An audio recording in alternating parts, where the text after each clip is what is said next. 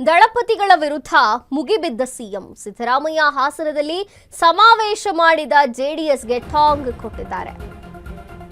ದಳಪತಿಗಳ ವಿರುದ್ಧ ಮುಗಿಬಿದ್ದ ಸಿಎಂ ಸಿದ್ದರಾಮಯ್ಯ ಹಾಸನದಲ್ಲಿ ಸಮಾವೇಶ ಮಾಡಿದ ಜೆಡಿಎಸ್ಗೆ ಟಾಂಗ್ ಕೊಟ್ಟಿದ್ದಾರೆ.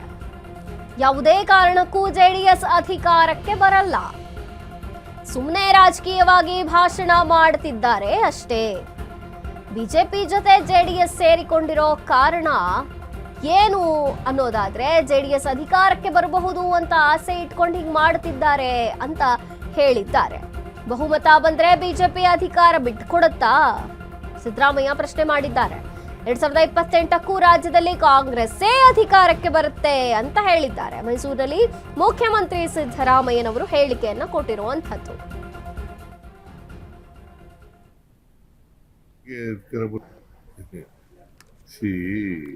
ನಾವು ಯಾರು ಕಾನೂನು ಪ್ರಕಾರ ಮಾಡಿದ್ದಾರೆ, ನಾವ್ಯಾರು ಕೂಡ ಅದಕ್ಕೆ ಇಂಟರ್ಫಿಯರ್ ಆಗಿಲ್ಲ, ಆಗದೂ ಇಲ್ಲ.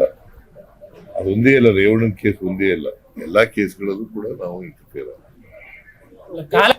ಸುಳ್ಳ್ರಿ ಅಧಿಕಾರಿಗಳಿಗೆ ಯಾರಿಗೆ ಕೊಡಕ್ ಹೋಗ್ತಾರೆ? ಸರ್ಕಾರ ಇಲಾಖೆಯಿಂದ ಬಹುಮಾನ ಘೋಷಣೆ ಆಗಿದೆ, ಅದೇನೋ ಮಾಡಿಲ್ಲ. ಈಗ ಕಾನೂನು ಪ್ರಕಾರ ಮಾಡಿರ್ತದೆ, ಅವರು ಕಾನೂನು ಪ್ರಕಾರ ಮಾಡ್ಲಿ. ಅವ್ರ ಕಾಲದಲ್ಲಿ ಅವ್ರಿಗೆ ಅಧಿಕಾರ ಬರಲ್ಲ. ಒಂದು ವೇಳೆ ಬಂದ್ಕಿಂದ್ರೆ ಅಧಿಕಾರ ಅವರು ಐ ಡೋಂಟ್ ನೋ ಯಾವ ಅರ್ಥದಲ್ಲಿ ಹೇಳ್ತಾರ ಗೊತ್ತಿಲ್ಲ ನನಗೆ. ಅವ್ರಿಗೆ ಹೆಂಗೆ ಅಧಿಕಾರ ಬರ್ತದೆ? 17 ಗೆದ್ದಿರೋರಿಗೆ ಹೆಂಗೆ ಅಧಿಕಾರ ಬರ್ತದೆ? ಈ ಸಲ ನಿರ್ನಾಮ ಮಾಡ್ತೀವಿ ಕಾಂಗ್ರೆಸ್ ಅನ್ನೋದು ಘೋಷವಾಕ್ಯ ನಿನ್ನೆ ಆಯ್ತಪ್ಪ.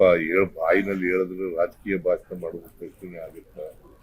ಅವರು ನಾನಿದ್ದಾಗ, ನಾನು ಪ್ರೆಸಿಡೆಂಟ್ ಆಗಿದ್ದಾಗ 2004ರಲ್ಲಿ 59 ಗೆದ್ದಿದ್ದಾರೆ. ಈಗ ಎಷ್ಟು ಗೆದ್ದಿದ್ದಾರೆ? ಬಿಜೆಪಿ ಅವ್ರು ಜಾಸ್ತಿ ಗೆದ್ರೆ ಸ್ವಲ್ಪ ಬಿಟ್ಬಿಡ್ತಾರೆ ಇವ್ರಿಗೆ ಚೀಫ್ ಮಿನಿಸ್ಟರ್ ಆಗುತ್ತೆ.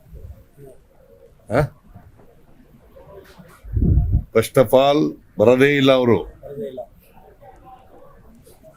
ಫಸ್ಟ್ ಆಫ್ ಆಲ್ ಬರದೇ ಇಲ್ಲ, ಯಾವ ಕಾರಣಕ್ಕೂ ಬರಲ್ಲ.